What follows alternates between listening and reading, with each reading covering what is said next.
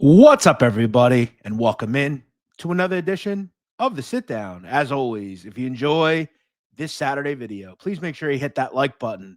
Let me know what you think of today's discussion in the comment section below. If you're new around here, you just haven't done it yet. We're living under a rock and seeing this video for the first time. I don't know what you're waiting for. Hit the subscribe button below now so you never miss another Sit Down video. Today's video is powered, as always, by ProfitX. I know a lot of you love to wager on sports, whether it's college football, the NFL, baseball. You got playoffs starting soon. There's no better place to wager than ProfitX. Do me a favor right now. Click the link in the pinned comment, download the app, enter my promo code Jeff Nadu, and get on board with ProfitX. I'm telling you right now, you are going to get some of the best odds and prices in the business, and you're never going to get limited due to the fact that this is not a sports book. It is a sports betting exchange, and you're betting odds set by you, or you can use ones where you're matched by others. Jump aboard now. Get involved with ProfitX. It's one of the new and upcoming ways to wager in America. I got the link in the pinned comment. And to any of you that are in Texas, California, Alabama, places that don't have legalized sports betting, ProfitX is available for you right now. Go get an account, download the app, get an account, deposit, and bet now. Today, ladies and gentlemen, we're going to get in to another organized crime topic. And over the last couple of weeks, San Gennaro has been on the tips of the tongue of everybody involved or that has interest in this genre, from the Hootie stuff to the stand that Joey Merlino has. There was some other news, though, involving the mob, and it continues to show us that San Gennaro still has a ton of mob influence. I'm going to tell you about a Gambino member that was arrested for an alleged assault about 10 days ago. The story of William Scotto next on the Sit Down. I want to tell you about this assault that allegedly happened on September 10th on the route of San Gennaro, which is in Lower Manhattan in Little Italy. This would happen allegedly in and around Mulberry Street. And from what I understand, Mr. Scotto had some sort of stand there when it's alleged that he assaulted another vendor. And we know this due to the fact that we have the case details. We've got the desk ticket. And from what I understand, Mr. Scotto has a court appearance on September 29th, 2025. This occurred on September 10th, 2025 in Precinct 5, which is Chinatown, Lower Manhattan. And Mr. Scotto is going to have to, show himself there. Scotto's no stranger to being arrested, which I'll talk about here in this video. Now, I don't have the particulars on who exactly he assaulted. From what I understand, though, it is no one connected to organized crime. I'm also unclear as to what his involvement is in San Gennaro. I don't know if he had a stand. I don't know if, from what I understand, I'm sure he had some sort of stand to be there. And the fact that he was there the day before it started makes me believe that he had some sort of involvement in his stand. Now, Scotto has been involved with the mob for a long time.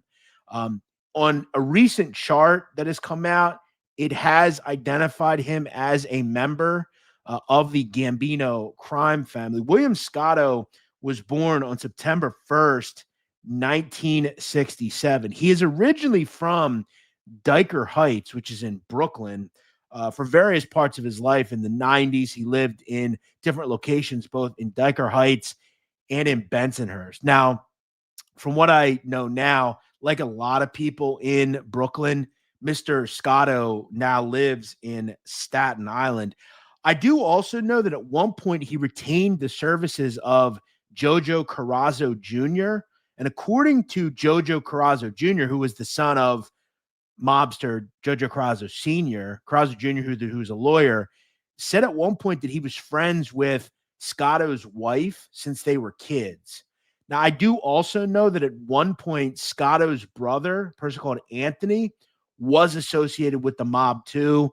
From what I believe, though, he was not ever someone that became a member or anything.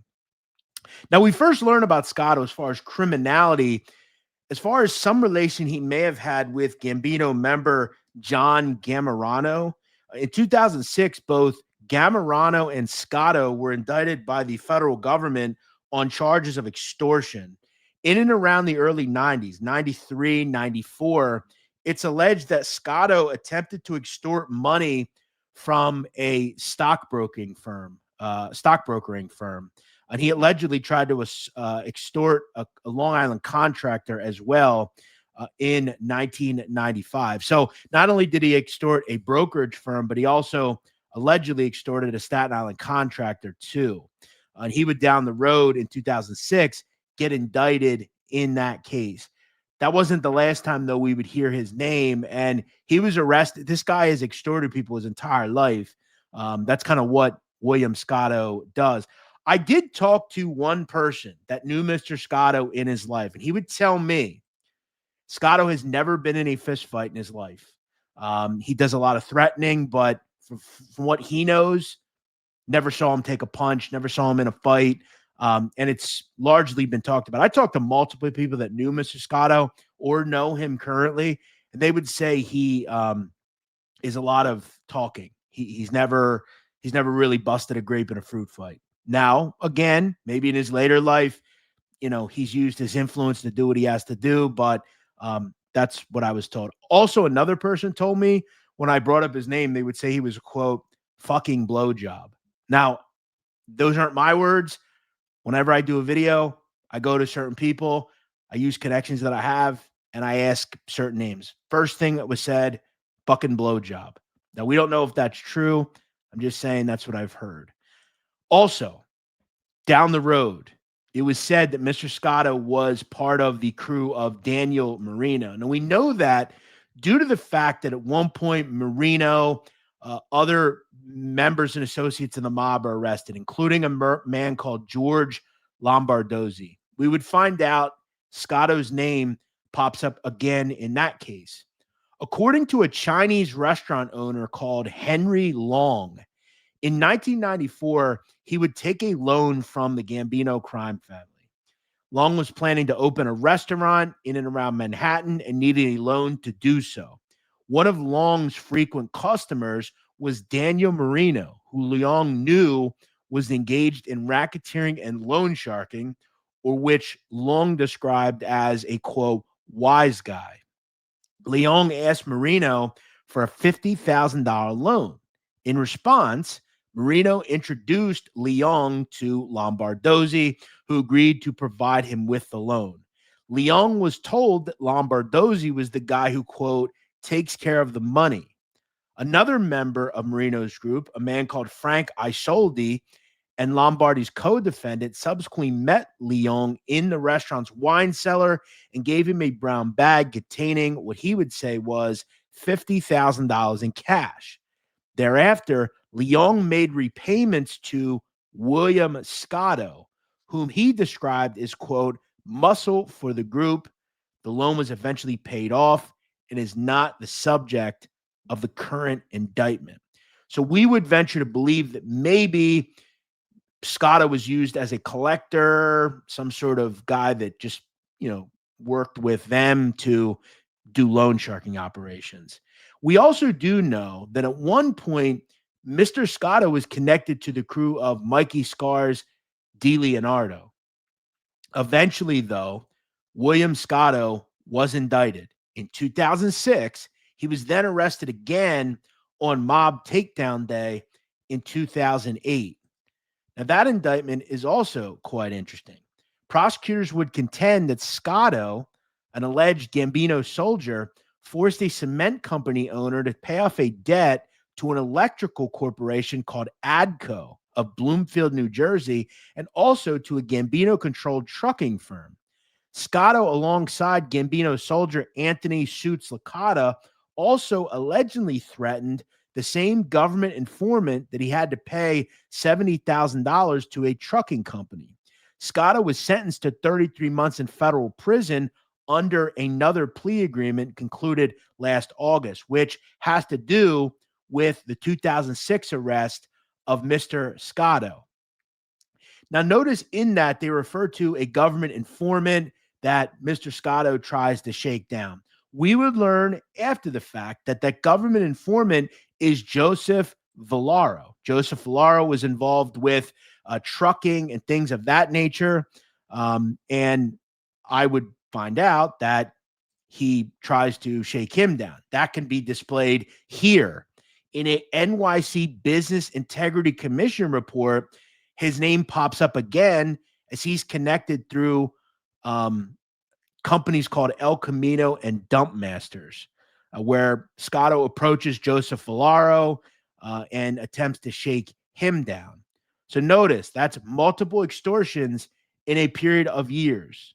So Scotto has not paid for this, but while on, dealing with another extortion, he does another extortion. Eventually, Mr. Scotto is sent to prison and is released in 2013. Now, I would also find out that at one point, Mr. Scotto was a member of the Operating Engineers Union. So he did maintain a pretty good career doing that.